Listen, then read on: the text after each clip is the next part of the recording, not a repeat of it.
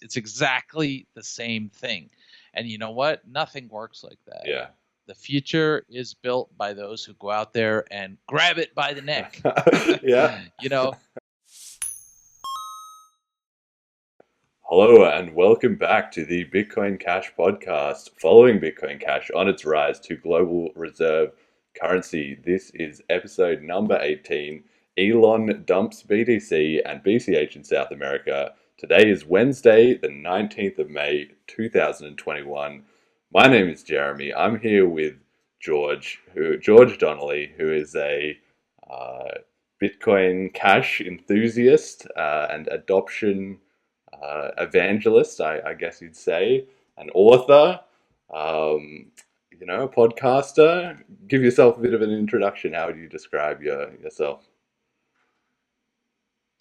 well, um, a A writer. writer. I would say I'm a writer and a libertarian activist.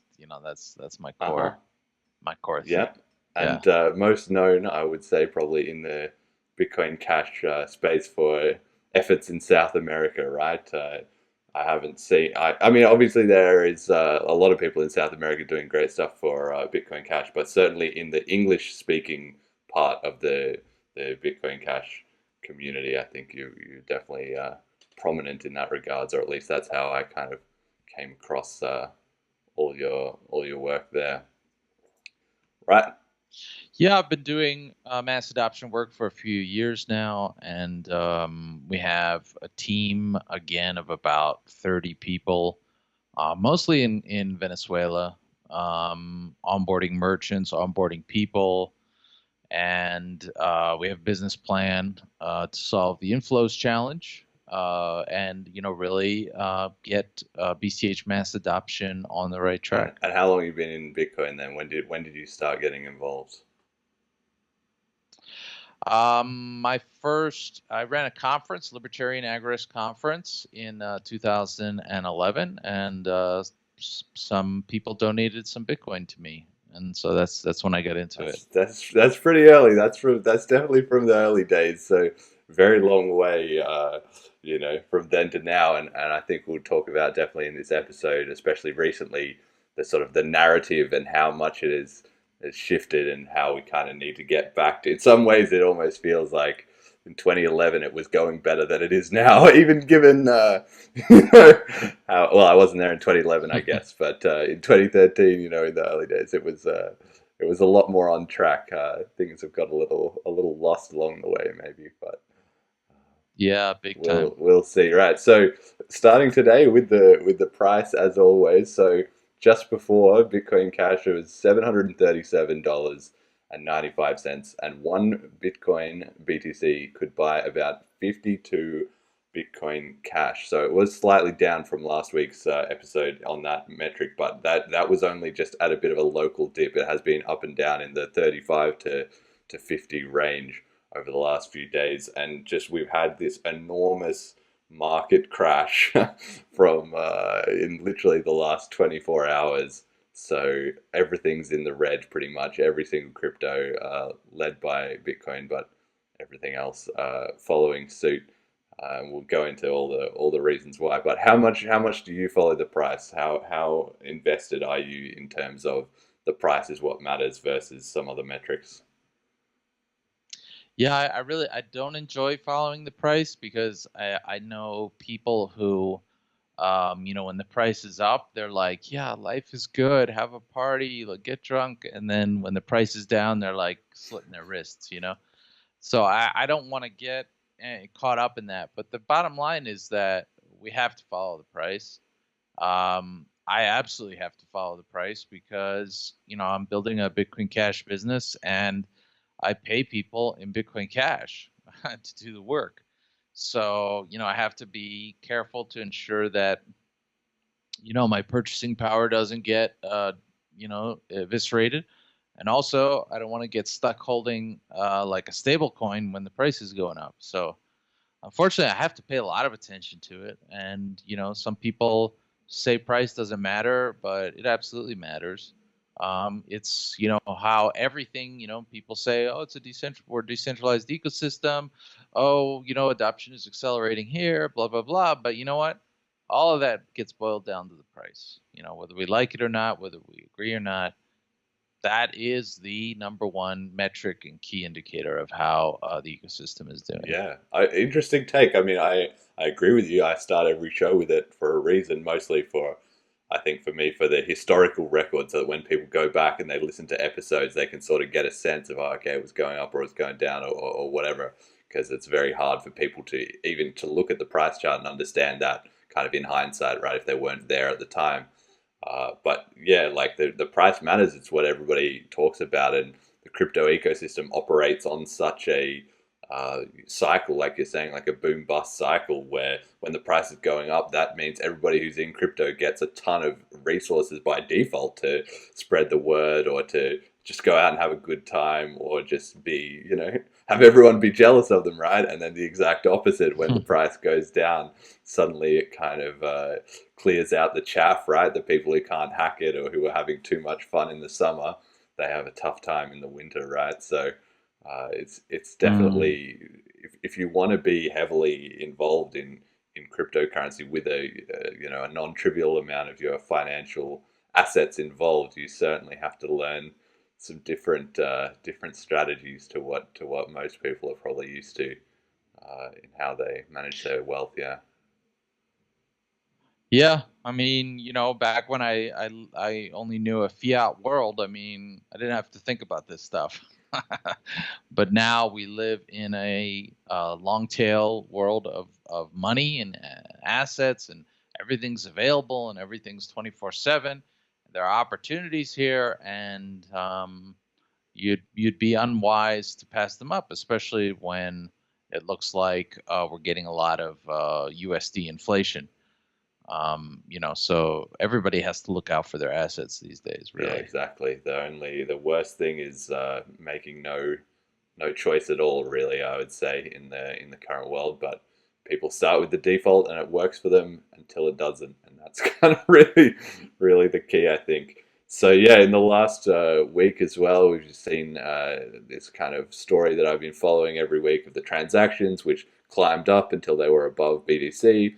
And then Noise.cash, who were obviously doing a lot of these transactions, started batching transactions, and now it's back down sort of in the 100K range. And I saw some stats actually recently that they published that said that the Noise.cash transactions is about 50 or 60,000 transactions a day, even with this batching, right? So if we say we've got slightly more than 100K, that would be about 30,000, 40,000 maybe on a good day, BCH, non-noise cash transactions a day, and then the noise.cash tipping as well. So I actually think that's a fairly healthy kind of rate. I'm surprised even that globally it would be that much. But I don't know. What do you think of these transactions? You've been seeing a lot of commerce happening around you. Some, yeah, sure. I don't. I'm not sure precisely. Like, it's always a mystery how to precisely measure, the transactions and where they're coming from. Frankly, I think, even though, like, I think what they do at noise.cash, read.cash is like the number one most important thing happening in Bitcoin Cash right now. Super appreciate them, but I think it's a tragedy that he started batching the transactions, because like that was doing something so important for the whole ecosystem.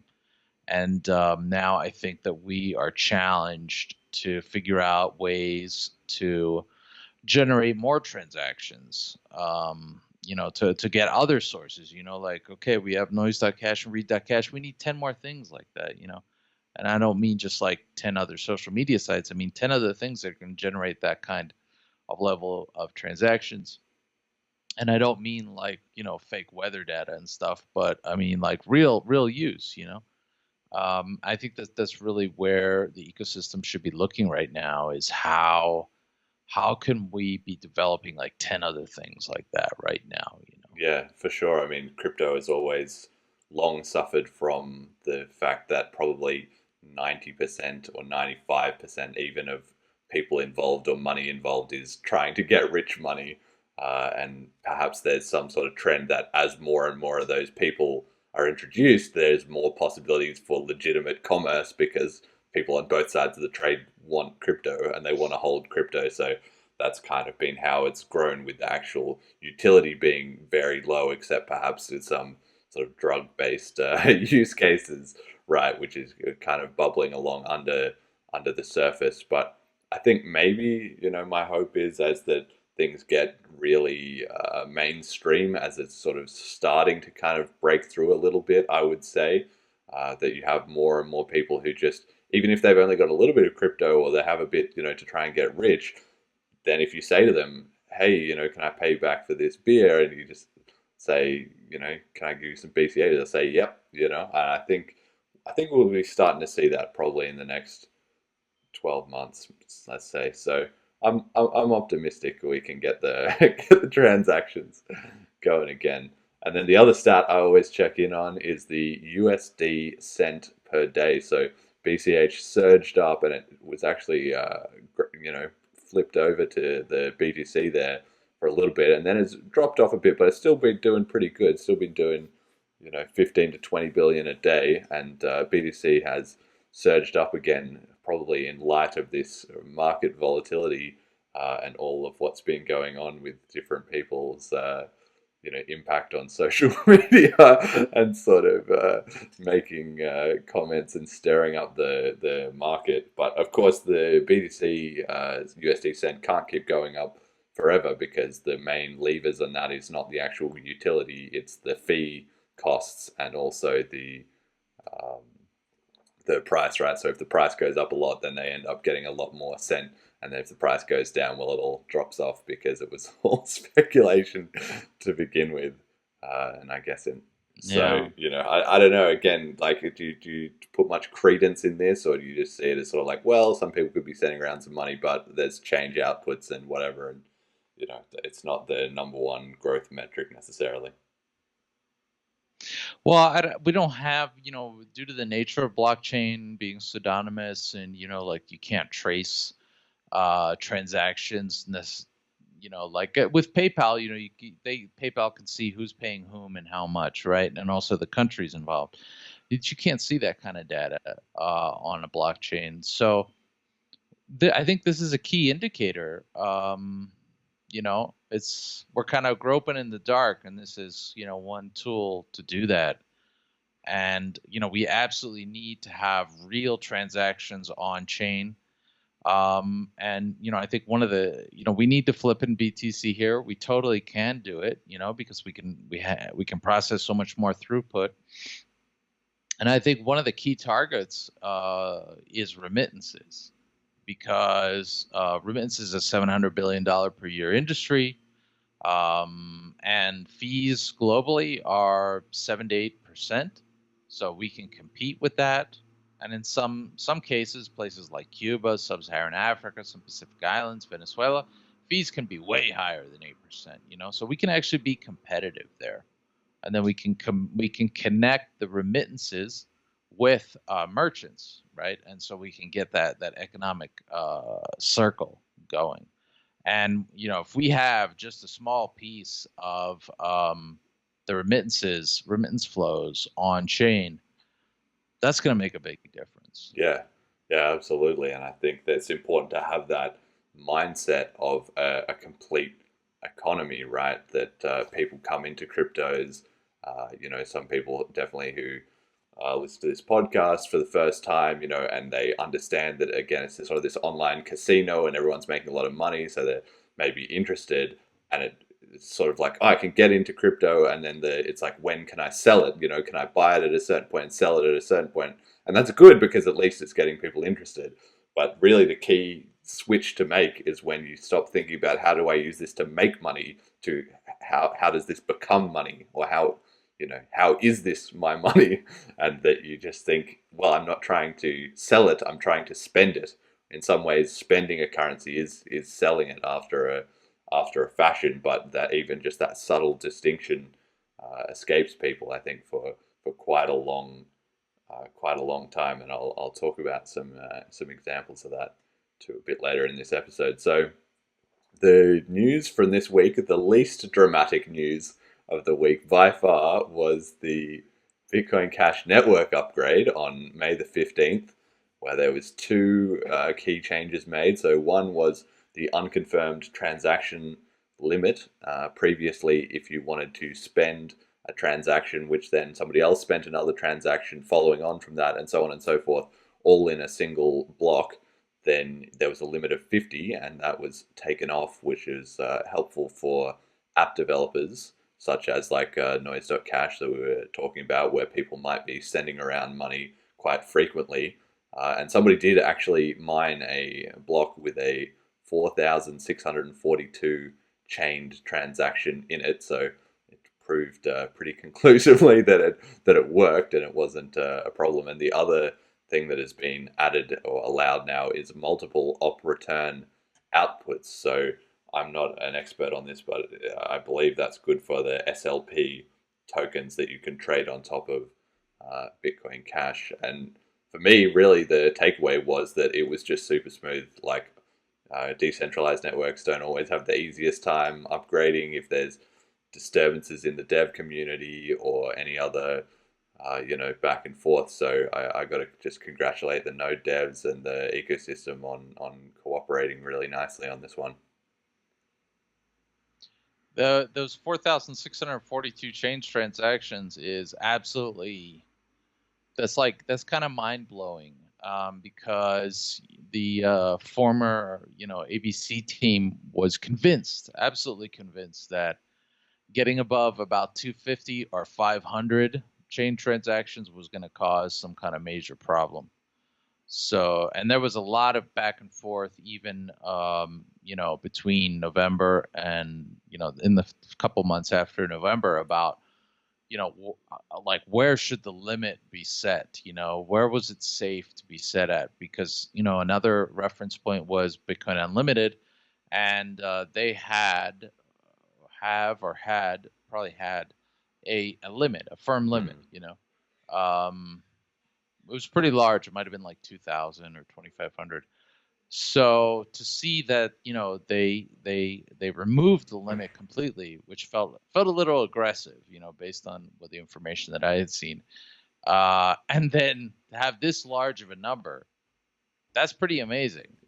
That's really encouraging. Yeah, I mean, it's great to see. I mean, in some ways, really, the history of Bitcoin and Bitcoin Cash is the limits that people think there are until until it's proven that there's not, right? Like even when we saw recently with Bitcoin Cash doing more transactions per day than BTC, and without the fees going up. To me, that was never a question, but to a lot of people, they sort of thought, yeah, but it hasn't really been done yet, and maybe the other side of the argument is kind of right, or maybe the fees are just low because there's no traffic and whatever. So really, it's just one of those things where the way to make people believe is to just show it to them, right? Like people can't deny the evidence once they see it working. So it's very easy beforehand to have a lot of concern and doubts about things, and people should be cautious in how we're managing a network or something that's relied upon to the scale that it is so much. But on the other hand, you sort of you don't know your limits until you're at them, kind of thing. So yeah, I agree with you. It was really great to see that that turned out to be not a problem. So here we go. So this is the big sort of story that started this huge meltdown this week, has been over the last 3 or 4 days. It started with Elon Musk, the crypto hero slash villain of the last couple of months, and he posted on Twitter, as he's wont to do, to announce that Tesla is going to stop accepting BTC, Bitcoin, which they had previously purchased and said they were accepting. So I'm just going to read his statement here for anybody who missed it. So he said, Tesla has suspended vehicle purchases using Bitcoin. We are concerned about rapidly increasing use of fossil fuels for Bitcoin mining and transactions, especially coal, which has the worst emissions of any fuel. Cryptocurrency is a good idea on many levels, and we believe it has a promising future, but this cannot come at great cost to the environment. Tesla will not be selling any Bitcoin, and we intend to use it for transactions as soon as mining transitions to more sustainable energy.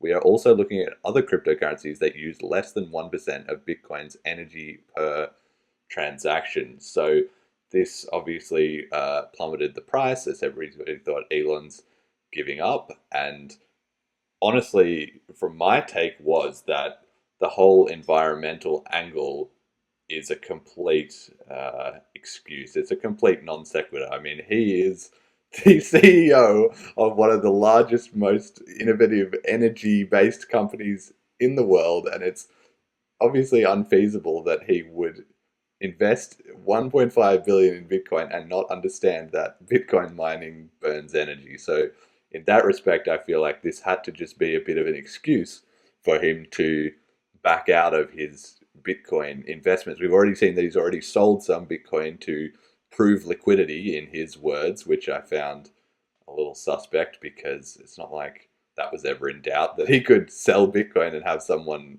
buy it. You know, there is $1 trillion market for this kind of stuff, and what this really did was then caused a lot of havoc in the BTC community of people saying, Elon, you're selling out. Obviously, the Dogecoin community were suddenly hyped up that they were going to be the next chosen child, and Elon was going to dump Bitcoin to go with them.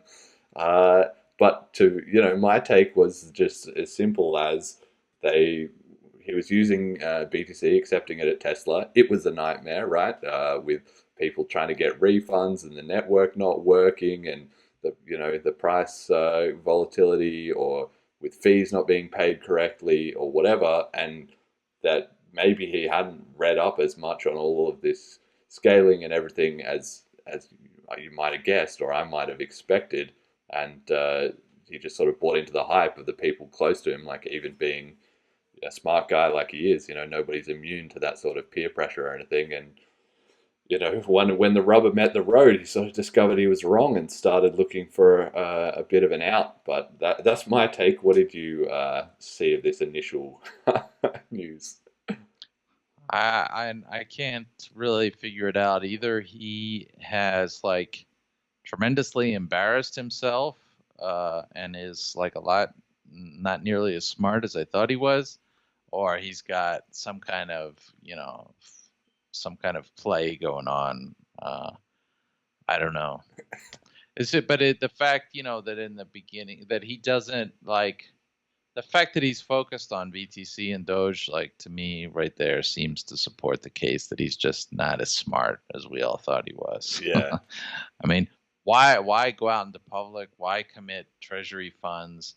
Why make all this noise without properly doing your research first? You know what I'm saying? Yeah, I mean, well, I think definitely I've said in previous episodes, I've done a little bit of my own conjecture that there was a while where he had the fork in the road in his Twitter picture, sort of as he was kind of talking to Kim.com on Twitter a little bit about Bitcoin Cash, and they have on the Tesla support page for Bitcoin, which is now gone. They had this very interesting saga where they had some mention of Bitcoin Cash and Bitcoin SV, which was then taken off and then put back, but then it was changed. So to say, look, the name of Bitcoin can change, and this is how Bitcoin forks work and everything like that. And it's pretty close to impossible to know to what extent was he meddling around with that, or was there some politics internally at Tesla that different people were trying to get the description changed or whatever. Like there's no way to know really, but I still think he's gonna move to Bitcoin Cash at some point, because it's just the only one that's really feasible, or it's doing what should appeal to him, which is cryptocurrency for the whole world. Which would be kind of up his alley.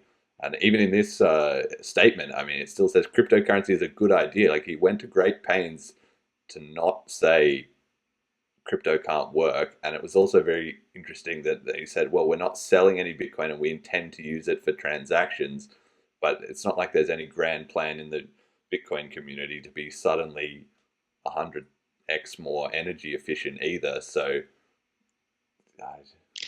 Yeah, that's just such a foolish thing to say, actually, that we intend to use it for transactions as soon as mining transitions to more sustainable energy, right? So what are you going to hold it for like 5 years? Because, I mean, that's Bitcoin, the SHA-256 space is not going to move that fast. It's not like tomorrow they're all going to buy Tesla batteries and mine off of those. Yeah, yeah. It just doesn't make a lot of sense. So then, This is actually reveals a lot of the risk with the whole BTC, thing. When they moved away from P2P cash, they moved towards institutions and big name influencers, right? The whole yeah, celebrity thing. This is part of the risk. This is the thing I've been saying forever. Like you try to get this big corporation or this big celebrity or the government or whatever on board, and you could take you a long time to wine and dine them over to your point of view, and then like that, you could lose them. You could lose them because whatever, it's very complex. There are many levels to these things. Whereas if you focus on onboarding many, many huge numbers of people, merchants, just regular people, just instead of trying to play all these games, just onboard real customers, real users, then that's more sustainable because even if you have a churn of like 10 or 20% per year, it's not going to generate negative publicity. It's not going to crash the market. That's fairly normal. yeah. It's definitely just more resilient. I think people undervalue. Uh, yeah, like maybe Elon in the short term, he can buy and he can buy a lot, and then he can also hype the price. But yeah, like you're saying, it just has a critical weakness, which is that it's all just riding on his whims. And then even more on top of that, if he is big in the scene, then the community focuses on that too. So it's not even necessarily what he specifically is tweeting so much as then a huge like mind share of all of the BTC supporters, instead of being focused on improving the currency or the community in other ways, they're all preoccupied with being glued to his Twitter feed. So in that way, it has sort of an Yeah. exponential impact on on their own ability to make forward progress. And like you say, it's very very flighty at best. And so Yeah. yeah, we sort of saw a bit of that where Elon then made these tweets about ideally Doge speeds up block time 10x, increases block size 10x, and drops fee 100x. Then it wins hands down. For those bad at maths, 100x higher transaction volume with 100x lower fees means total fees earned stay the same. Low fees and high volume are needed to become currency of Earth. So this is basically the gospel of BCH that he's preaching here, but for whatever reason, he's either deliberately or not, he's kind of misnomered it as Dogecoin is going to be the way that it's happened. And it is true to his personality, that he likes Dogecoin. He thinks it's kind of funny, and he went on Saturday Night Live as well, and that caused a huge sell-off because everybody sort of bought the rumors, sold the news, and all of this. But it's just hard to tell whether, obviously, the right ideas are going around in his head. It's just very hard to ascertain fact from fiction. In like, is he just new to the crypto scene, and everybody kind of goes through this phase, right, where they learn about Bitcoin, they get excited, then they find another coin, they like that, then they realize, wait, there's some problems here, and at the end of the day, in my mind, over the long run, they sort of filter down into Bitcoin Cash, and maybe Ethereum has the highest, number of long time veterans, because of the characteristics of those coins. Is this just 45 million people watching the live tweets of somebody learning about crypto? Or is it sort of this long play where Elon might have been buying a bit and then selling a bit behind the scene? Maybe he's, putting another couple billion in the bank because he knows that he can move the price. What do you, Mm. what do you think about this Doge being the scaling coin type of narrative? I think it's real cute, but it's kind of dumb. Because I mean, Doge has been a dead coin for a while. I mean, like maybe they're gonna bring in, maybe they're rejuvenated with some new funds, but like they're just gonna end up trying to rebuild what we already have here at Bitcoin Cash, which is a lot of committed, passionate developers, business and software developers who get it. Like you can't just like among the most precious assets are time, intelligence, but then also passion, right? And so people who are both have the time and are intelligent, as well as have the passion for this, uh, they're very few, right? So you can't just take any old coin and be like, oh, let's pour some money into this and surely it will attract, the top level developers that we really need. It doesn't work like that. There's a reason that Bitcoin Cash has accumulated the people, the community that it has, and you can't buy that. And that's why you need to onboard to it. That's why Elon needs to onboard to Bitcoin Cash. Yeah, I agree. I think people don't often understand that. A lot of people might think, like you're saying, that, okay, Elon is the richest guy in the world, but even with all his money, you still probably can't buy up any crappy coin and turn it into the future of the world. You just can't do it. Even if it's him and all his employees and whatever, it's still too small versus the rest of the world, right? And the amount of, devs and like building a community. The Bitcoin Cash community is bigger than Tesla. Like Tesla's probably a force, but firstly, they're busy enough making Tesla. They don't have all day to fight this battle where the Bitcoin Cash community does. That's why they're the Bitcoin Cash community. And then also, it's just there's just too many. It's just strength in numbers, right? So any coin is, as we've seen, can get hyped up or down, but the fundamentals play out over the long term. So Elon's kind of got the right idea, but it's just like, I don't know. It's just hard to tell. So then he kind of went a step further, and this guy, Mr. Whale, made these tweets. Bitcoiners are going to slap themselves next quarter when they find out Tesla dumped the rest of their Bitcoin holdings. With the amount of hate Elon Musk is getting, I wouldn't blame him.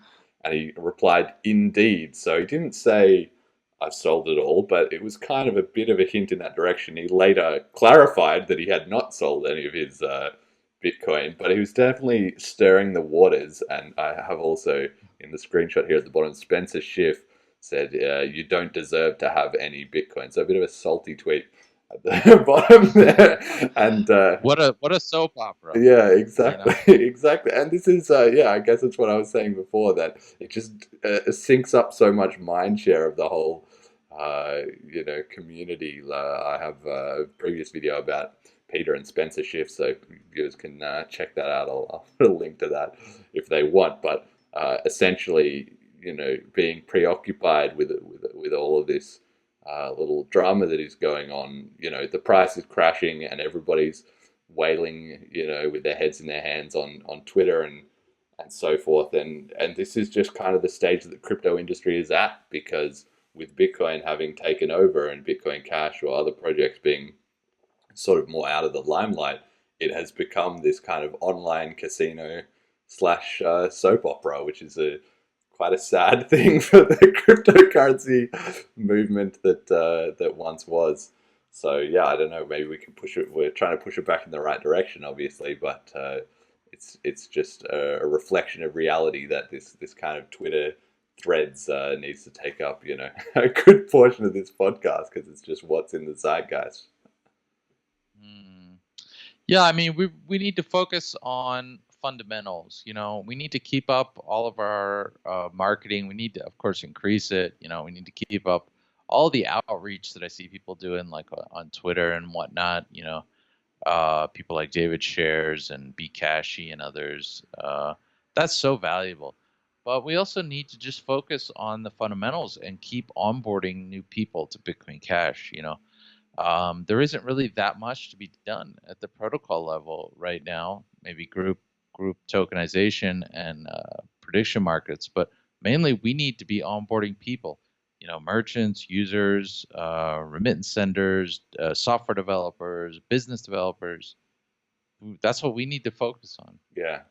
Yeah, absolutely. And just to wrap up this whole saga of Elon tweets, I really don't want to spend more time on this than we already have.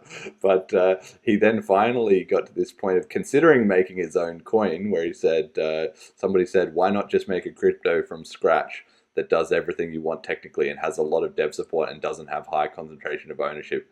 And he said, only if Doge can't do it, big pain in the neck to create another one. So he knows that starting all this stuff up from scratch is not really feasible, even for him. But yeah, you can't buy a community, you can't buy a lot of dev support out of nowhere. That just takes time and organic effort. So the most logical thing is definitely for him, if he wants to go with the big block scale and plan to all of humanity, Bitcoin Cash is really the only game with the legs to back it up at the moment. So that's why I think eventually at some point it's gonna click to him, and we'll see him on board. But I guess it's really a question of how long that takes, or how many other cryptos get pumped and dumped in the meantime. Yeah. Yeah, I mean, I've worked on, I created content for Steam when that first came out. I worked on Dash. I've looked very carefully at the whole market for a long time. I just don't see anything else, Mm. that's, other than Bitcoin Cash. Yeah, I was going to ask you about that actually, because I saw you one of your older videos where you were talking about Dash and being involved in that community. What was it there that sort of put you off that, or what were the key factors that led you into Bitcoin Cash? Well, the number one problem with Dash is that have they're very centralized. They have a Dash core group which gets 60 to 80% of the treasury funding every month, and which basically is it's a big bottleneck for anything that wants to get done. It's a Delaware C corporation. It's been, it has like overpaid C-level executives who don't really do anything. Um, and so, like, Dash's signature project was supposed to be something called Evolution.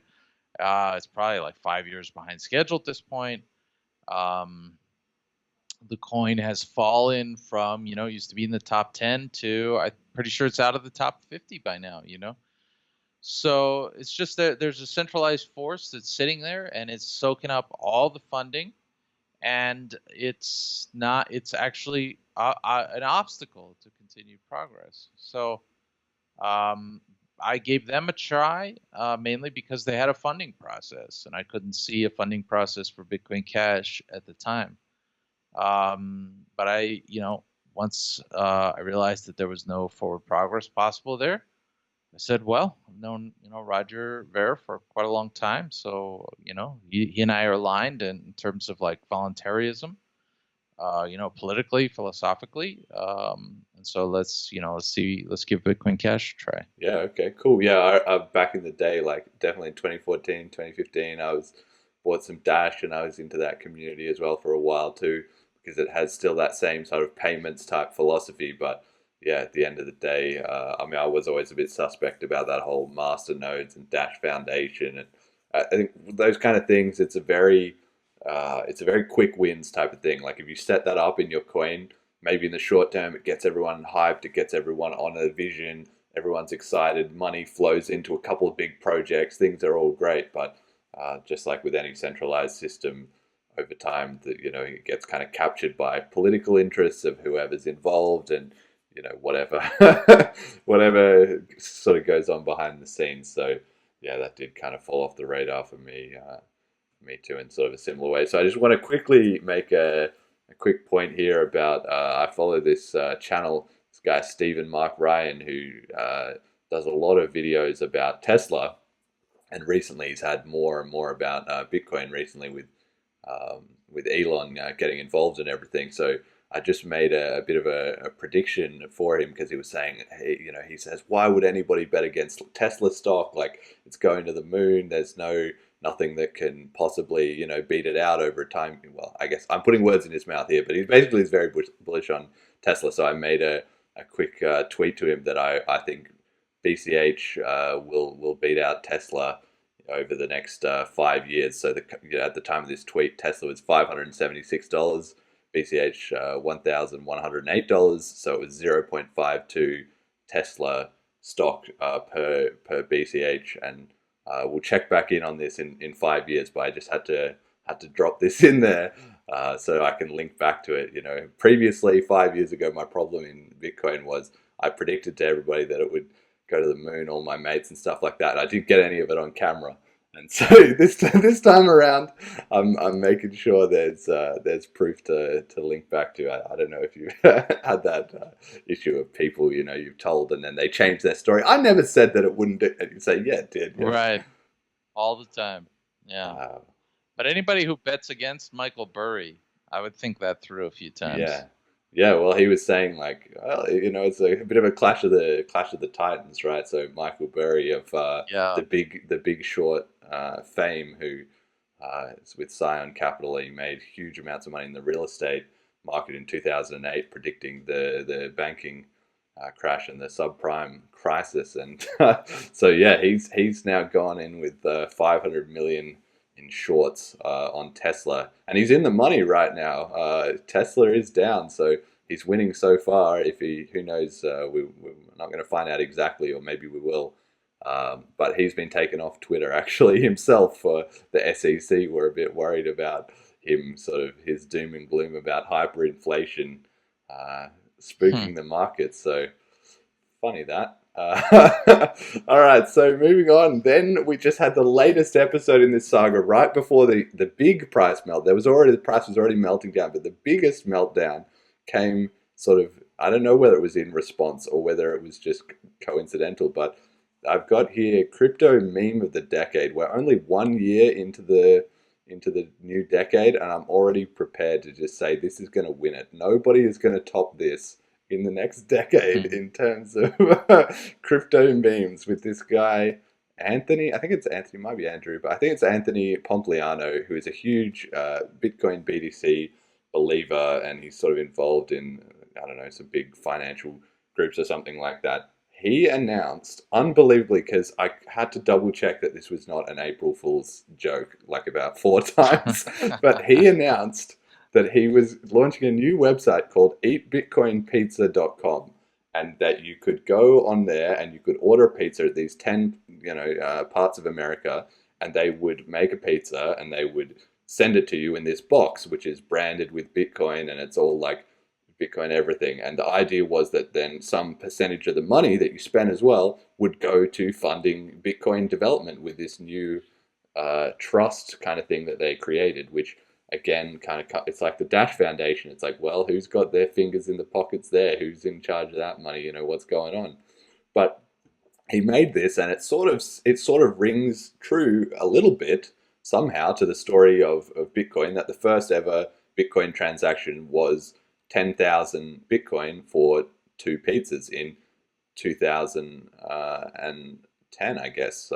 So this would be, we're coming up to the 11th anniversary. So there's this famous Bitcoin pizza day of the first transaction ever made. And so when I saw this, I thought, okay, well, but they're going to have a lot of problems. Like, it's going to be very inefficient for them to buy pizzas paying $5 or $10 or $15 in fees on top of the pizzas. So I thought this is already a bit of a stupid idea, but at least they're kind of trying. And then I looked in the comments, and they don't accept Bitcoin. They don't accept any cryptocurrency. There's no attempt to even accept Lightning Network or to even dress it up a little bit. And this guy, Pompliano, he was then later on Twitter, sort of, obviously everybody was like, this is the biggest joke of all time. You are celebrating the first Bitcoin transaction, which was revolutionary because it was Bitcoin paying for our real goods and services. And you're now offering that good and service, and you can't pay for it in Bitcoin.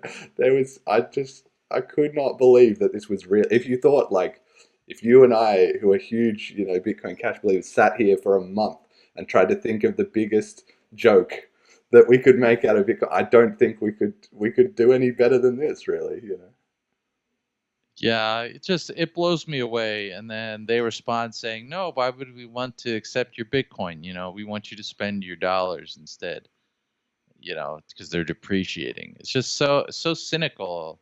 Like, if he valued his BTC coin, he would accept it one way or another. Because he would value it more highly than U.S. dollars. You know, but clearly he doesn't. This is just some gig for him, some shtick that he's doing with Bitcoin. he doesn't get Bitcoin clearly.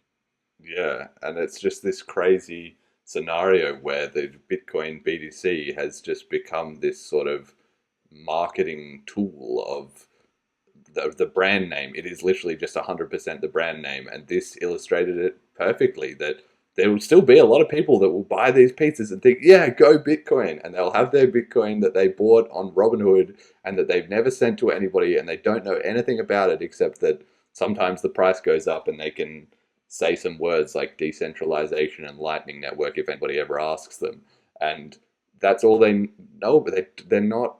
They don't understand like that it should be money, or they have this like narrative that yeah, the price is going to go up, therefore I should always have more of it, and that is true. But if you create it so that you can't send it, in every transaction somebody is selling and somebody is buying. So if everybody is literally just sitting on it forever, that's literally just beanie babies because there's no point to it, and eventually it it stops being tradable, and in fact the network is getting less tradable, less feasible to trade all the time. So this was just absolutely insane. Yeah.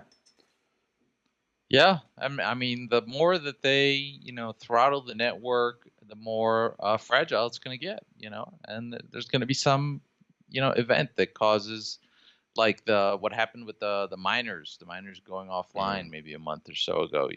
There's going to be something like that, and it's going to put the whole network, in danger. Yeah, and it's like stress fractures. When I was thinking about this, stress fractures in a building. If you do your engineering, your architecture poorly, well, there might be a bit of weather and things, and nobody might really notice. But those stress fractures are just building up and building up and building up, and then you say like just one little earthquake here or there that you weren't expecting, and suddenly the whole thing just, and that's basically what's going on in Bitcoin BTC. And when I saw this, I thought this is the top. I just felt like this is where the bubble pops. This is where it's so ridiculous now that anybody who's not involved in this little insane cult circle jerk can just see like, and people were already writing articles, on mainstream websites like that launching a new Bitcoin pizza thing, and guess what? You can't pay in Bitcoin, and it's just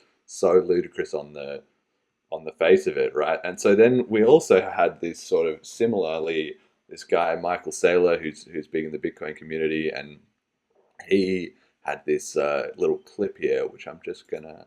Which one's the best crypto asset? Well, Bitcoin's the best crypto asset. Okay. What's the second best? There is no second best. There's no second best crypto asset. There's a crypto asset. It's called Bitcoin, right? Right. There's no second best. Okay. It's not like Google and Facebook. It's not like Apple and Amazon. Yeah. We can debate Apple or Amazon. What's better? They both look like tech monopolies to me. They both look pretty good. On the other end, Bitcoin or no, Bitcoin. Bitcoin's crypto asset. This entire idea of like 60% dominance is bullshit, ridiculous, stupid, right? Like it's stupid. It's not 60% dominant. It's like 96% or 95% dominant, right? The thing, if you compare it as a crypto asset to a like kind of proof of work crypto network, right? That's meant to be a store of value. You're lucky if you can scrape together 5% of other stuff in the last bucket. So there is no real competitor. Yeah, what he's saying there is just he's doing everything he can not to say the word Bitcoin Cash, basically, where he says like, firstly, I mean, he just sounds so like manic and desperate, and he's changed instead of saying cryptocurrency, it's now crypto asset, right? It's now like, well, we got to take that currency bit out of it because as we saw with the pieces, it's not happening, and so he just really wants to. He just firstly he redefines the relevant metric as only being proof of work coins, right? Which is literally just moving the goalpost because the crypto market's always been judged by the total dominance. It doesn't matter whether they're proof of work or not. If another coin's market cap is going up, people are putting money into it. Well, that's clearly where the trend is. So I've been following the sort of decline of that, and I mean, he can move the goalposts in his own mind, but that doesn't change the fact that Ethereum's been swallowing up a lot of market share from Bitcoin. And even when he does get it down to just proof of work coins, Bitcoin Cash, the dominance there is not so much of a factor, because if you only define it by hash rate, that's fine. But the hash rate has very little loyalty, and it can change on a dime if the price changes, or if there's some big catastrophic event. And he's obviously worried, because he literally tries to say Bitcoin or, and he won't even finish the sentence, right? He can't give us free advertising because he knows it's a problem. And he's had a previous video as well where he has mentioned Bitcoin Cash by name, and he was sort of talking about, but it doesn't have the trillions of dollars of monetary network and all that. But then he says, but if it did, then I would probably throw in the towel and switch. Like, he's already, he knows it's more and more on his mind, obviously, because when he first came out to telling everyone about Bitcoin, none of this ever got mentioned. But now it keeps cropping up, Yeah, we just need to flip this. We just really need to flip BTC, because everything else is just hot air, just like what Michael Saylor is going on about here. It's just hot air. It's just bluster. We just need to flip them, and we need to do it ASAP. Yeah. Because already we've lost like 3.5 years, and that's not good. It's like time is a factor. Like we can't like say, well, it's going to take us 20 years. No, it's not gonna. It's either we're going to do it like as soon as possible, or it's probably not going to happen.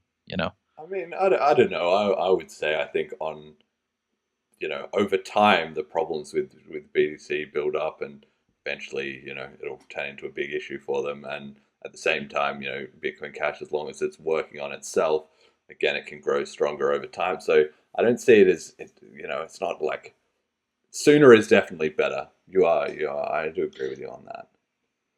So I mean so we have to be careful not to be reactive, right? So people say, no, BTC will implode, we just got to wait around. That just keep doing our thing, and we'll just wait. That sounds like the same people who for decades have been saying, no, the government's going to collapse all on its own. We don't really have to worry about building a more libertarian society, because it'll fall apart on its own, and then people will just choose us. It's exactly the same thing. And you know what? Nothing works like that. Yeah. The future is built by those who go out there and grab it by the neck. Yeah. And that's what we have to do. I did an interview with Peter Ng of the SLP Foundation. Also does a lot of crypto business in Asia, and it's called A Sense of Urgency for Bitcoin Cash. And I think he's dead on there. We need to have a sense of urgency. We don't have enough of a sense of urgency. Like, I put forward this project 1M a couple months ago, and basically everybody was just kind of, there wasn't much of a reaction. We have to be careful not to fall into reactive patterns, and not to become too attuned to the BTC soap opera. We need to build our own thing, and we need to do it with passion every day. Otherwise, it's not going to happen for us. We're going to be also rands. Yeah, no, can't argue with that. Right? Absolutely, that's definitely true. I mean, a sense of urgency, and sort of forging our own path. You're definitely right about that. All right, so away from all that Twitter drama, then we had one thing that happened this week, which I thought might be an interesting little side story for the listeners. Was this new coin was launched called Internet Computer, and it was noteworthy to me because it launched with a price of $400 a coin, and immediately was number 8 on CoinMarketCap. And back in the day, you could do that with any garbage, but nowadays, the top 10, I mean, so people can have their own opinion, but the top 10, they're still, they've got big communities, they've got a rep. If you just launch a garbage coin, like, you got to start out at number 100 these days. But somehow this coin came out straight into the top 10. And if you can get into the top 10, it doesn't even really matter so much what your merits are. Some other people are going to see that and start buying. And so it can be a self-fulfilling prophecy. But so I had a bit of a look at it, and they had they had this story which was Bitcoin was sort of generation 1 crypto, and then Ethereum was generation 2, and we're generation 3. That's a big claim to sort of put it like that. And so they were talking about the blockchain singularity in crypto economics and web speed and all this kind of like they were going to do the whole internet on a blockchain. And it did seem to me a bit like the next greatest version of this is, hype today and gone tomorrow. So they were $400. They're now, over the last week, they're now down to 125, and they're sort of rapidly falling out of the market cap kind of rankings. But I don't know if you saw this or you thought it was any different, or even just a comment to the listeners who haven't been around since 2011 to see a million and one variations of this. How do people become immune to this kind of hyped?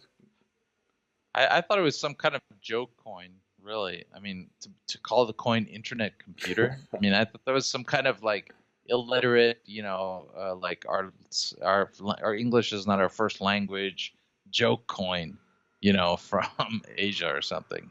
Internet computer, really? Yeah. I mean, they couldn't come up with a better name. But as soon as I saw it, like anything, like I think it's important to recognize that really the technology across all these different blockchains is really not that different. Like you see Cardano talking about, oh, we're going to enable, tokens and miner validated tokens, or well, that's the group tokenization proposal on Bitcoin Cash.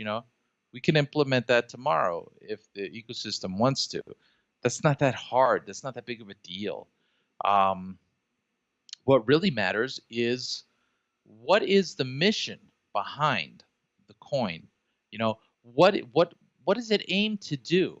And I'm not just talking about use cases, because I remember there was a coin in 2017 where like power something, like we're going to be the ledger that keeps track of like all this energy. You produce energy in your home and it goes out to the grid, and then the grid sends in energy. We're going to track all that.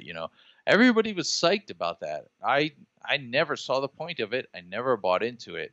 I don't even know where it is anymore. I doubt it's in the top 100, but it was a big deal in 2017.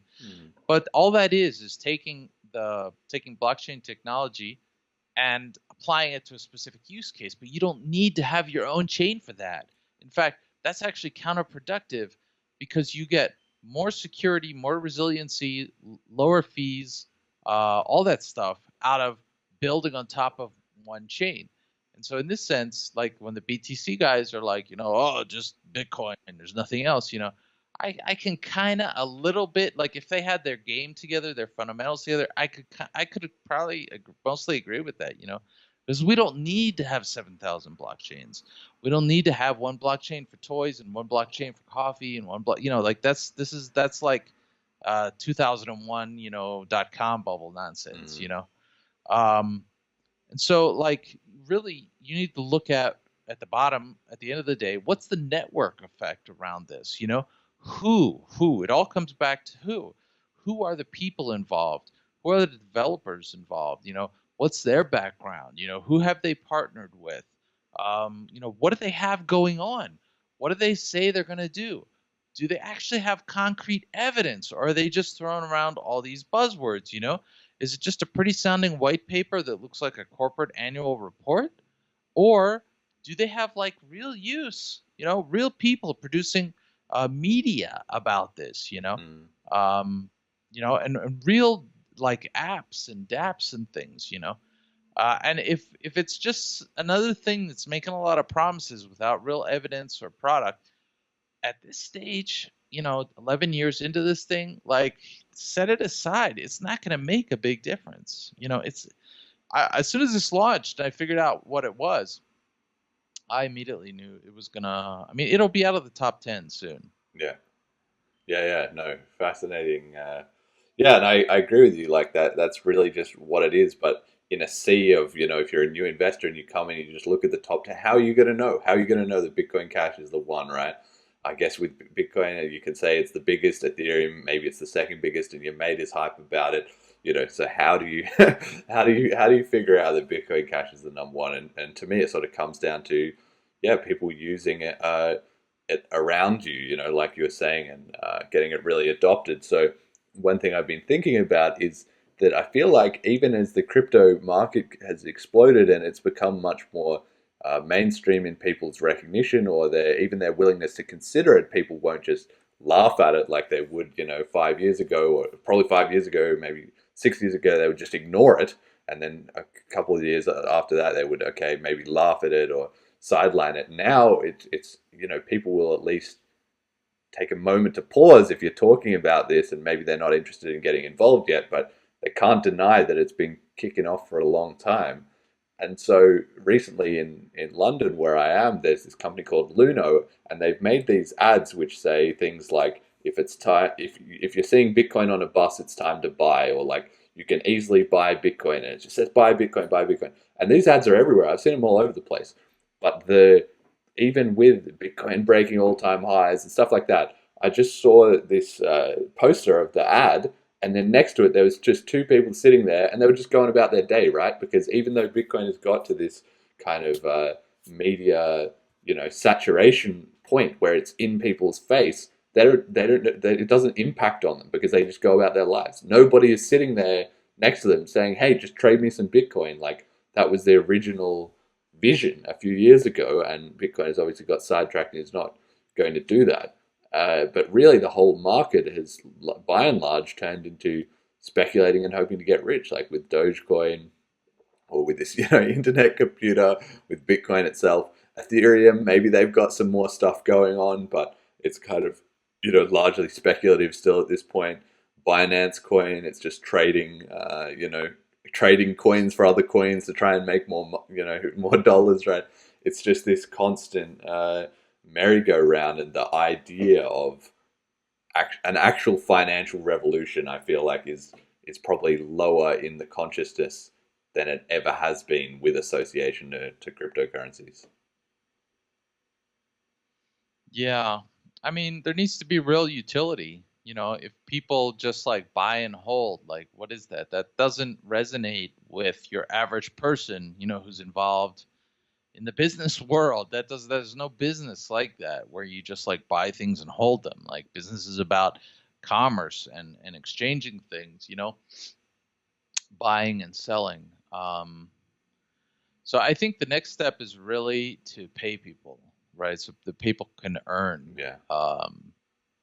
Bitcoin Cash. And, I think Noise.cash is kind of in the right, it's in the right direction, right? Mm.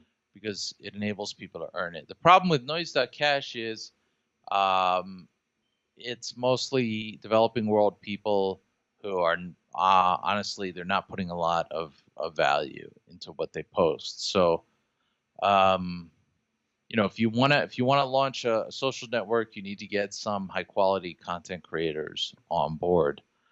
But I think that we can turn adoption itself into a self-sustaining thing whereby people earn little bits of Bitcoin Cash to make it happen.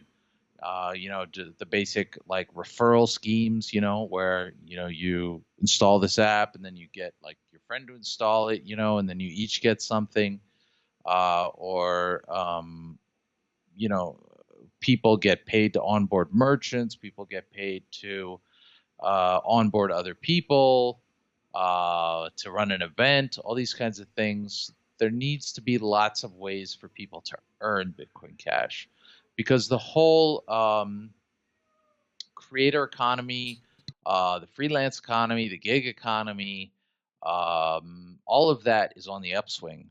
So we need to have opportunities in those spaces. And also in the developing world, which is really where Bitcoin Cash is going to take root first, there have been extremely limited opportunities for learning and earning and development and growth for forever, really. And so when we can bring opportunities to those places, to those people, with Bitcoin Cash, without all of the government nonsense and all of the border restrictions and all that, when we can bring them opportunities that transcend borders, that's really where Bitcoin Cash shines, because Bitcoin Cash crosses borders as if they didn't exist, which is not true for fiat. We need to exploit the low-hanging fruit, which is the value generated from Bitcoin Cash crossing borders as if they didn't exist, and so that there are big opportunities there, in enabling people to work for Bitcoin Cash, to make new connections across borders, and earn and change their lot, to go beyond the opportunities that they have available to them today. Yeah, absolutely. And I think for me, this was kind of came into focus for me this week because with the pandemic restrictions lowering in London, I was able to go to two different cryptocurrency meetups this week for the first time in a long time. And so the first one was at Green Park.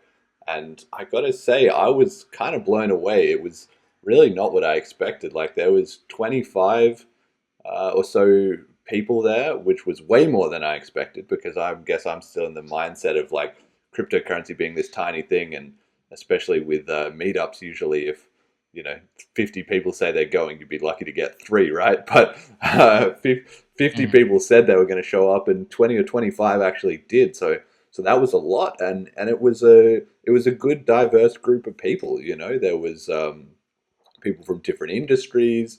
There was a good spread of ages. There was a good sort of, there was definitely more guys than girls there, but there was a strong sort of female representation as well, and it was just a really diverse, interesting crowd. And for the most part, one thing that I was also surprised about was it was a lot of very recent adopters. I said I was involved since 2013, but pretty much everyone else there was a couple that have been in it for a couple of years, maybe 2017, 2018, 2019, but most it was 1 year or less, even 1 week.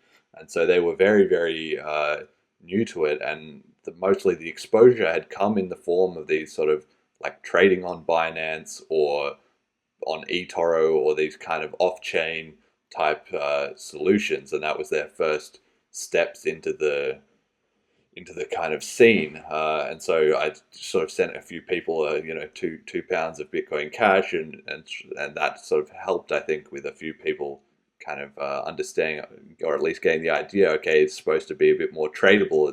It's not just speculating, but that definitely, I was still very encouraged to see that much of a turnout for a crypto meetup, and definitely everybody had a great time, and I'm sure there'll be more. So shout out to Will who organized that and ran that, and the link is on the slides here for anybody who's in London. You can find the group and maybe come along to the next one, which will be on this weekend as well. And then the second one I went to was a Bitcoin Cash meetup specifically. So that was about 9 people, and that was kind of the exact opposite, where there was a lot of people there who were 2011 or 2012. It was a bit more sort of the long-term crowd, and there was a couple of people there who hadn't used Bitcoin Cash before, but I think they were getting the idea very fast because we actually just, you could pay at it was at a wine bar. You could just pay for your drinks in Bitcoin Cash. So once you've seen even one person, but once you've seen 3 people, scan the QR code, the little green tick shows up on your Bitcoin.com wallet, and you get your drink back in return. Like that's it. That's where it kind of clicks and it comes together that it's really not that great of a jump, that we could see the whole world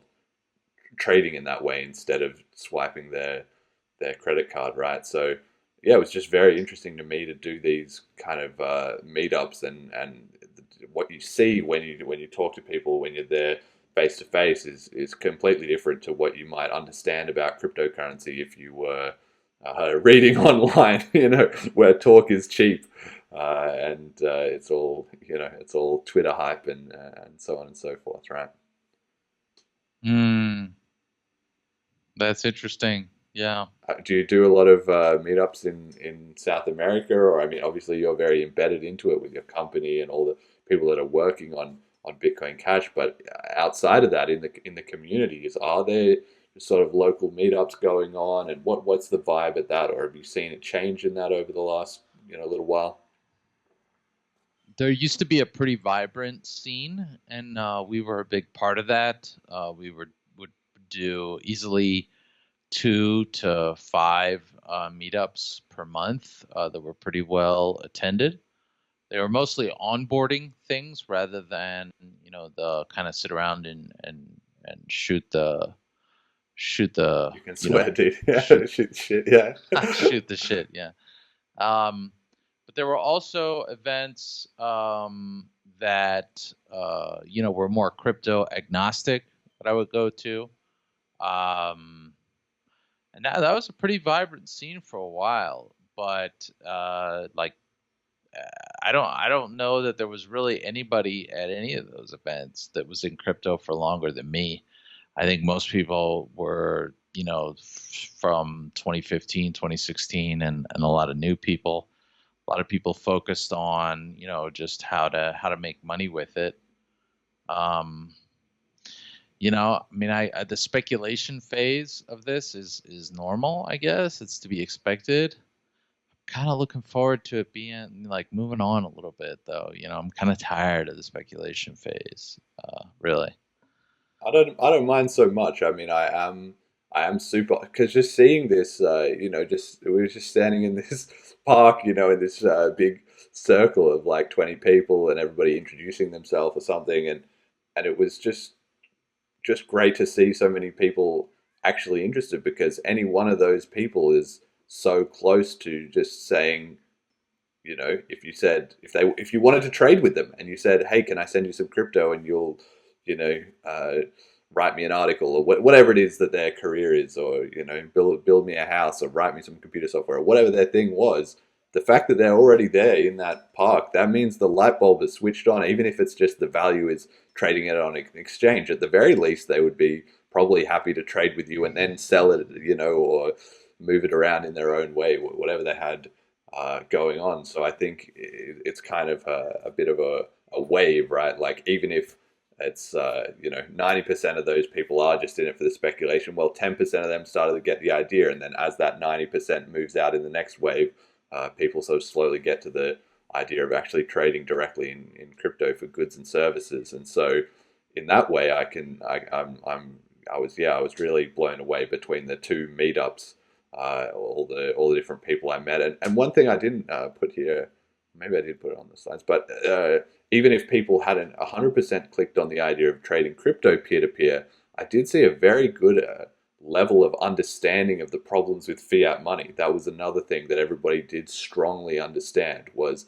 people, were sort of knew that there was problems with the government, and in the pandemic, obviously with the lockdowns, government control is more on everybody's mind, and people understood about the government printing money at an insane rate, and the devaluation of things. So people getting into crypto, even if they don't get all the way over the bridge on the first try in terms of this is going to be the new monetary system, by osmosis, or secondarily to that, there's a lot of financial education going on in people who might not necessarily have always known about that, or maybe they were more interested to read up on it and learn about it, and it's snuck in there, right? A bit of the free thinking kind of rhetoric as a result. So a bit of a Trojan horse there, maybe a bit of a bonus. So yeah, I think that That's good.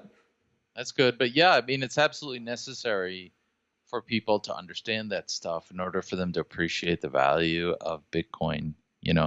Like there are people who, if you just look at Bitcoin straight up, it's not as convenient really as a credit card, these days. It's just not. You need to understand the, the ideology really behind it, its real reason for existence, the idea of self-custody, and the idea of, a monetary system that's not controlled by the whims of some guy at the Federal Reserve, but that, each person, has some but that's controlled by a mathematical algorithm, essentially, and a limited supply. Yeah, that was another thing that people did get a little bit that was definitely in the conversation was, okay, like Dogecoin, yeah, it's a bit of a joke. Nobody really was saying, oh, it was loving Dogecoin all that much, but just the idea that there's limited supply of Bitcoin and so on, that was definitely in the conversation. And also another thing that was notable, I guess one of these was a Bitcoin Cash meetup, but even in all those people, 35 people between the two meetups, there was nobody who was very, very hardcore. There was one guy I talked to who was a bit more on the BTC side than the BCH side, but when you read online and people who are just toxic and they're more interested in uh, you know trying to down talk everything else and say it's all shit coins and everything like that. That's just not really feasible face to face, right? Is if you can be in your little online echo chamber, but when you're talking to a real person, if you act like that, you just get socially excluded like in about 5 seconds. So none of that really flies, and I was glad to see nobody there. I don't think they even had any thoughts of that, right? But the sort of all the good discussion that was going on and people making connections and talking to each other about crypto and stuff, that's all operating outside of this completely separate dialogue online, where it's often quite a bit less friendly. So yeah, and I Mm-hmm. think this problem that you've been working. I guess we're all working on very hard about real world adoption and getting people to build actual commerce. And part of the issue is that it's a two-sided problem. You need the people that to have the BCH to be able to spend it at a merchant, and you need the merchant to expend it to have people to want to spend it and do that trade. And so it's very, very hard to build those connections. But once you do build them, they're very, very valuable and they're very sticky. And this is not something that any other cryptocurrency really is making any significant inroads in. Like my stories earlier of the people, sitting there with the buy Bitcoin posters all around them, but not a single shop that they know that will accept it for payment or has it, advertised next to the cash register. So yeah, I mean, just do you have any thoughts about that, or just give me the full spiel? We've sort of been touching on it, but as regards your adoption efforts in South America, how does that work? For real when you onboard a merchant. So merchant adoption is actually relatively easy. You basically you show them how it works. You say this can bring you new customers, and then you're good to go. Basically, I mean, you need to do continuing education. You need to try to get them more involved in things to understand more of the background behind it. But basically, with that, you're done. I can visit 40 merchants in 2.5 hours, and I can get at least two. Um, and that's really all you need to start. The way as we could see in the book, the crossing the chasm, seminal work on the patterns in adoption of high technology. The people who first adopt something it's a very small percentage of the population. And then you need to get it across the chasm into the mainstream. And some people are going to resist. Like people resisted touch-tone phones. For a long time, they wanted to keep their rotary phones. Some people are just like that. So you don't actually need to convince everybody. Um, just in the beginning, getting a few merchants in a zone in a city or whatever, it's about creating some utility options and some social proof.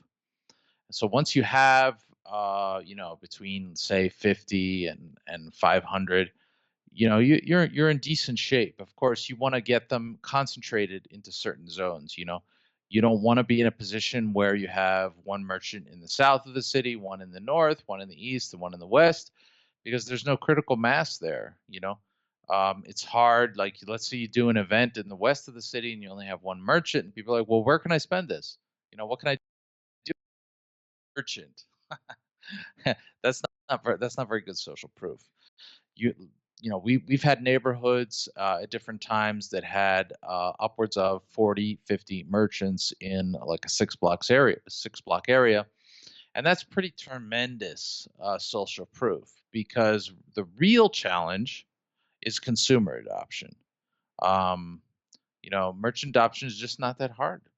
But getting consumers on board is quite challenging. Now, some people will say, oh, well, we just need to convince people to take their salary, or convince the merchants to pay their employees in Bitcoin Cash, right? But this is not really feasible due to the volatility, the lack of, there's a lot of education, right? That needs to happen. There's a major stumbling point around the private key. We when we onboard people, we point out the private key, the recovery phrase. We give them a little card. We make them write it down. We say, well, what you should write it down somewhere else. Why don't you get like a LastPass account or something like that, and write it down there too. And inevitably, a certain percentage, it's a significant percentage, lose all access to that, and then they're like, oh, I lost my crypto, and that's not a good experience for anybody. So there's education there. We can't just have people taking their livelihood in crypto before they're not properly educated, before they haven't adopted or adapted to this other paradigm, right? Because a bank account, like, you lose all your bank account stuff, well, you just get your state ID and you go to the bank and you get your money back, but you can't do that with Bitcoin Cash. And also, due to the volatility, even for all that's solved, there's still the volatility, right? People are not used to sitting on the internet every day and being like, well, what's the price? Do I need to buy? Do I need to sell? They get paid, it goes to their bank account, and they're like, I'm good, So, and also some people say, well, now that you have the merchants, because we have superior money, people will go to a local ATM or exchange and they'll trade their local fiat for Bitcoin Cash, and then they'll spend that at the merchants, right? No, they won't, because again, of the volatility and all the fees associated with entering and exiting crypto right now. People, they'll get their local fiat that they earn, and because the merchants also accept local fiat, they'll just spend local fiat, right? That's the least friction there. So really, we need to think about how do people, the place where BCH can add the most value is when a transaction crosses a border, because when you compare it to the use of fiat in those situations, that fiat has so many complications, paperwork, fees, all that stuff. It's a mess, right? So now we're talking about inflows. Where does money come into a country? And one of the largest sources of inflows is remittances, a $700 billion a year industry. And in some countries in the developing world, it accounts for a very large percentage of their GDP.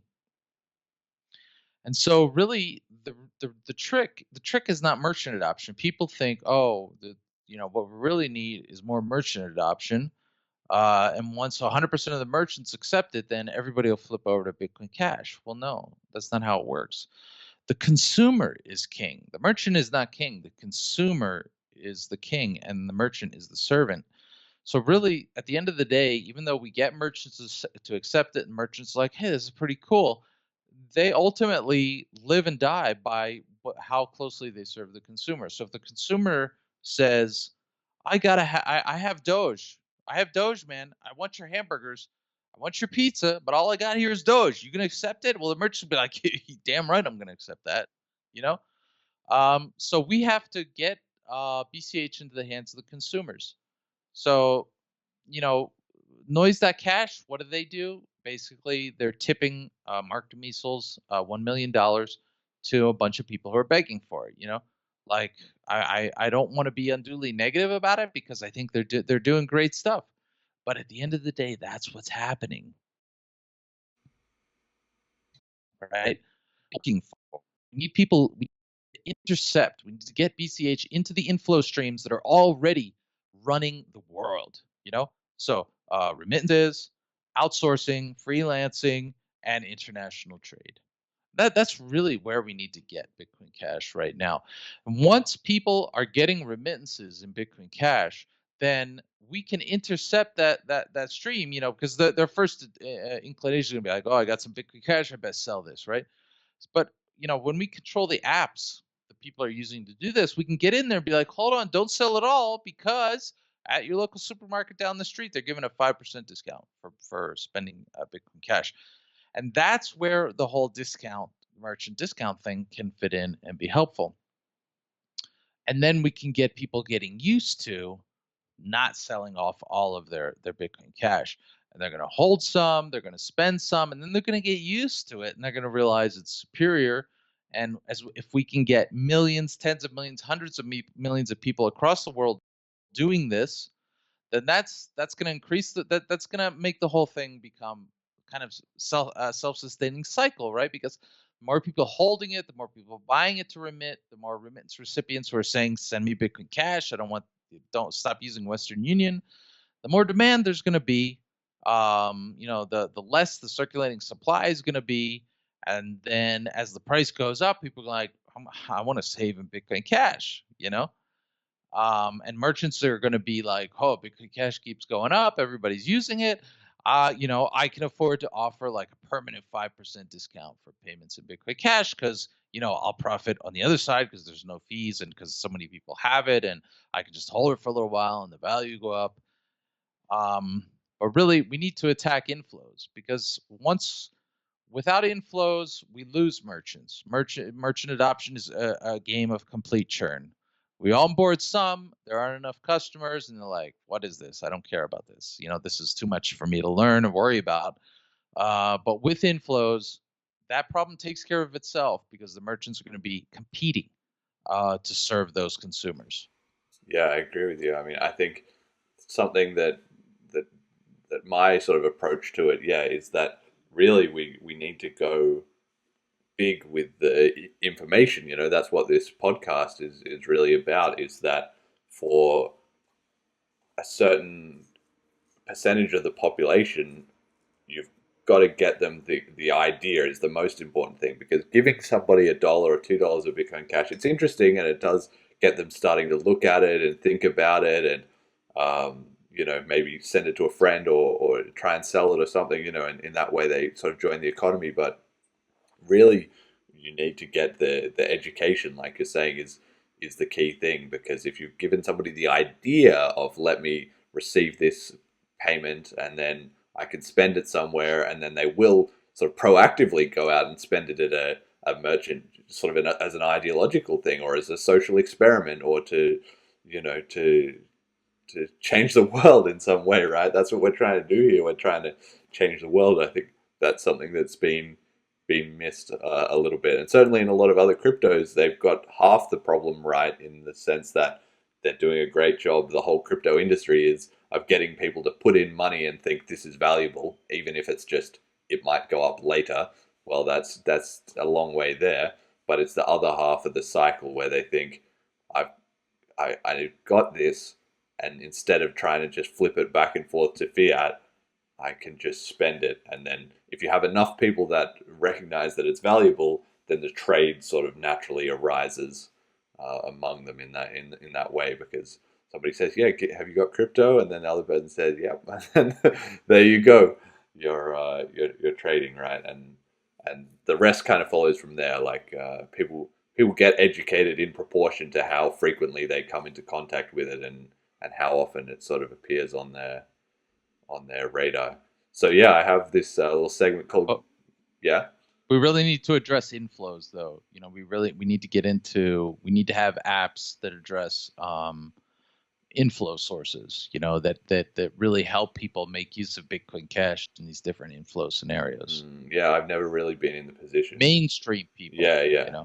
I've never been, like a lot of migrant communities and that kind of thing. I've personally not really been. I mean, I've sent money internationally, but I've never really been in the position of like supporting a family overseas, or that kind of thing. But that's definitely communities that we could sort of target. It's a $700 billion per year industry, and it's been growing quite a lot. It's huge. Yeah, it's huge. So, well, why isn't crypto sort of taking over that then? What's the holdup? Why aren't they thinking fuck Western Union, let me send it in crypto. I mean, some people surely are. Why hasn't it just gone viral among them? Do you It's know? too complex. Yeah.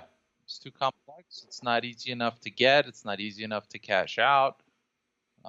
There's not enough volume, so the fees can be too high. We need an app, just the way like PayPal or TransferWise or whatever they've made apps to make things easier for people. That's what we need to do. We need to build an app that makes it dead simple for people to do this. I mean, when I think of that, when you say that, like with PayPal, that sort of thing, I mean, there have been attempts in the crypto space to do things like sending crypto to a phone number, or because there's got to be some kind of identifying point, right? Obviously, the typical one would be the crypto addresses, but they get that at that point you've already lost people that it's too hard or it's too complex or something. So you sort of want to piggyback onto something that they've already got, like a phone number. So I don't know, maybe you could have a system where then it sort of quickly becomes centralized, right? Where somebody has a registry of these are the phone numbers and they pay out to this certain address. And if you're, Yeah, no, phone numbers doesn't work. I mean, it's possible to intercept that. It has to work with private keys. We just have to do things like cash accounts, I think is the name of it, where you have like a username and whatnot. But people can get used to working with the addresses. It's just the entering and the exiting that is quite hard. And there's no app that unifies the whole process that enables you to enter and exit easily and to get educated about the whole thing.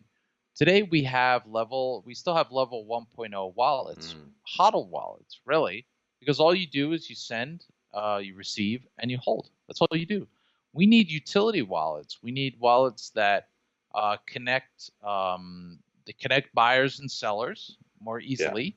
Yeah. Maybe it's via DEX, so that somebody who has dollars in Miami can easily connect with someone who's going to exchange that and end up with pesos in Bogota. We also need to connect all the utility options, and not just in a directory that you have to go and find, but in something that pings you. If you enable that option where you're walking down the street and you get a little notification, there's a Bitcoin Cash merchant right here. And there also has to be gamified education and adoption, such that people are incentivized to learn. They get paid to learn. They get paid to do adoption. So it's almost like a gig economy thing. But really, the bottom line for adoption is inflows. Yeah. We can talk about ideas. We can talk about sharing it with our friends. All that. But until we have inflows, it doesn't mean a damn thing. It's just a hobby. You know what I'm saying? It's nothing more than that until we have serious inflows, because only then do we have a chance of crossing the chasm and onboarding the mainstream and having lots of real economic activity on chain. Yeah.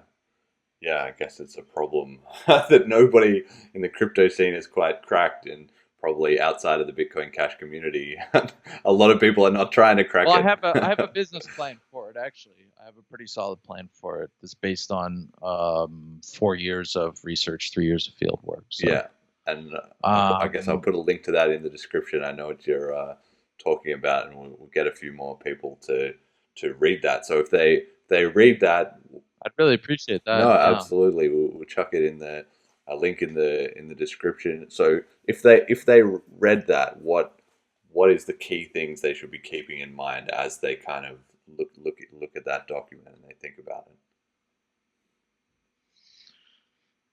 We need inflows, and remittances is the biggest source. It's the source that touches a large number of consumers, and we need an app that is going to make it easy to.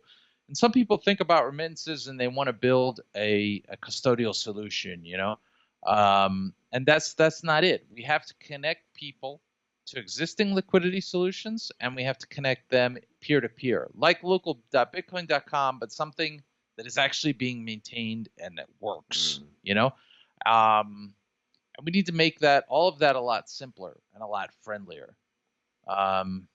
But basically, the key point is that without inflows, we're not going to make progress on adoption. And the biggest source of inflows by far is remittances. And so, we need talent in the ecosystem to be looking at that topic, to be thinking about that, to have some conversations about how we can approach that in a systematic fashion. Because also, it's not enough to say, oh, well, we'll set up remittances from Miami to Caracas. That doesn't actually work, because we've tried that. We've done pilots like that. Because the thing is, in Miami, you'll find people who want to remit to 500 different places across the globe, right? And in Caracas, you'll find people who are receiving remittances from people in 500 cities across the globe. So it's difficult to do, even though we did one from Madrid to Caracas. We did a remittances pilot with crypto for about 6 months in 2019, which was quite successful. But it's hard to do it if you're only doing one-to-one.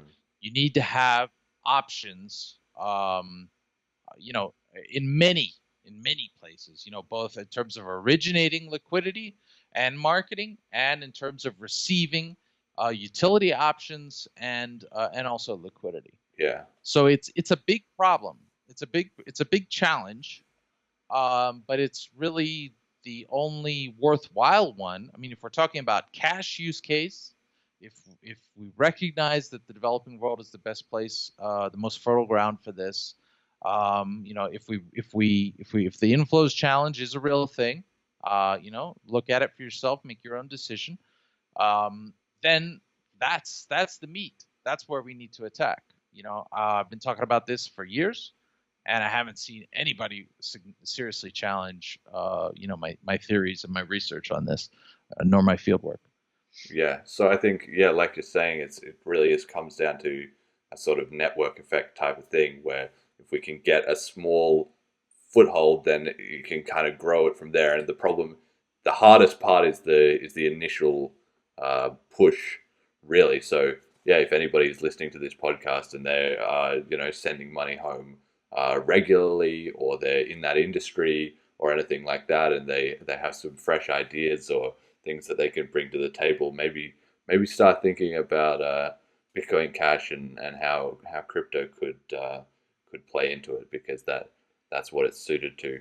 So yeah, I just have a comment. I always bring up a comment of the week, so I've got one here from you where you're just talking about the developing world and all the reasons that it could be good for remittances, in terms of the huge amount of people that are sort of excluded from the financial system, crossing borders, all the stuff we've kind of covered. But this comment is actually, remittances plays a role in all this, but this is actually in response to someone who said that we shouldn't be focusing on the developing world. We should be getting more traction in the United States and Europe, And basically, the developing world is the place that's the most fertile ground for all these reasons. Yeah, exactly, and I agree with you.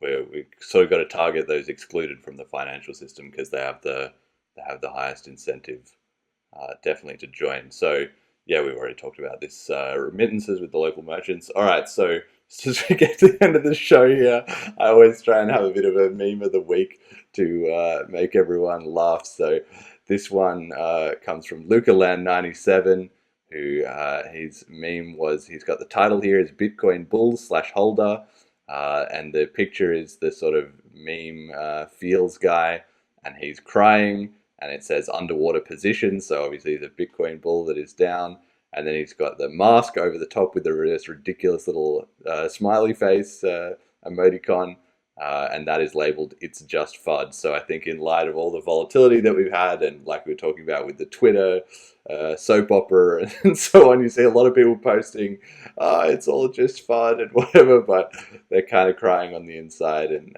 this one made me laugh this week. So yeah, just final thing then is, obviously this whole episode is really a message to the community, but if you could condense it down to, 30 seconds or a little like sound clip, a takeaway message for people to think about wherever they're listening to this podcast, what would you say that the Bitcoin Cash community needs to hear? We need to onboard more people. We need to onboard users, merchants, remittance senders, software developers, business developers. We absolutely need to grow in terms of people, much more than in terms of software at the moment. And we need to focus on adoption. And for that, we need to solve the inflows challenge. And the best way to do that is via remittances. We have a business plan for that.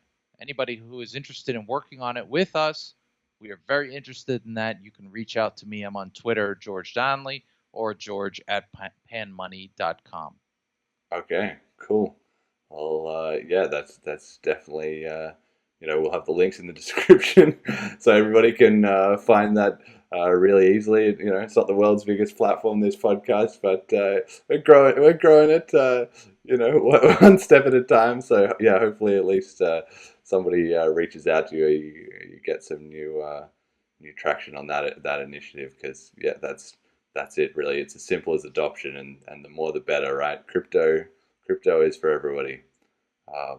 So yeah, I just want to give one special shout out to OK, who drew me a new picture for my podcast. I think that's helped a bit of an uptick in the subs, because it's maybe a bit more personable. It's great to see the community getting engaged with the content or whatever, and that's really the end of the show. So as usual, you can donate to the show directly in BCH.